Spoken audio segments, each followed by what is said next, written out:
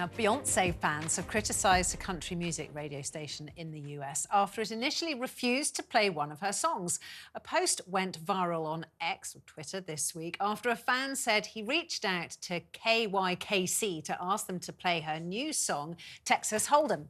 The station replied saying, "We do not play Beyoncé on KYKC as we are a country music station." That caused outrage, with people accusing them of blatant racism and discrimination.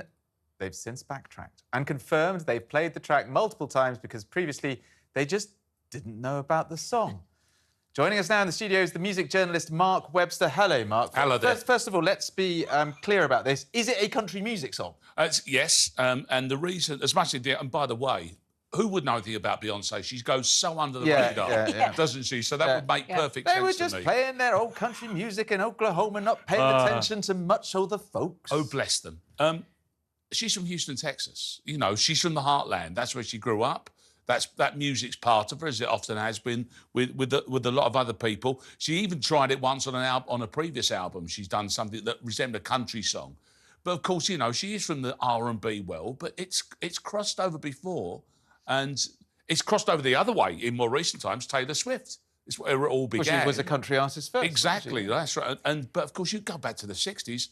Ray Charles made a country album. Ray Charles is in the Country Hall of Fame. Bobby Womack made a country album. Bobby Womack, well, exactly. That's right. This is roots music a lot of the time. But of course, we still understand, it's still very true, that there are different genres that we're dealing with. And presumably there has been a history of some sort of racial controversy around country and Western music. Fundamentally that. The Confederate flag is still wrapped around the culture of it to a great extent.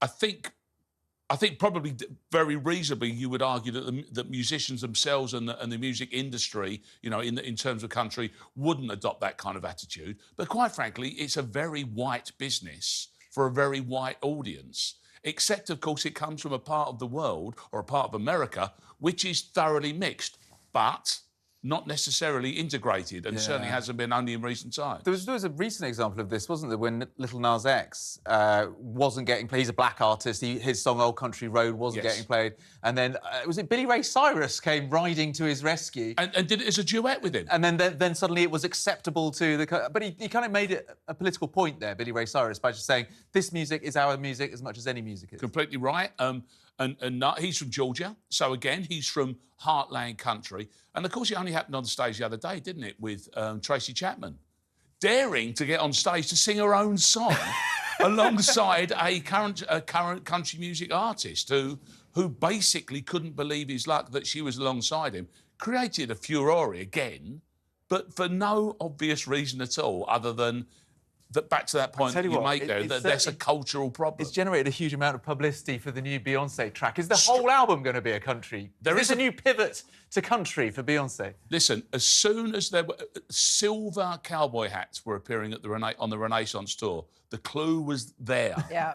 And it suggested that there's 2 tracks now which are country oriented, and could be a whole album as well. So, as I say, from Beyoncé's point of view, it's back to her Texas roots. Yeah.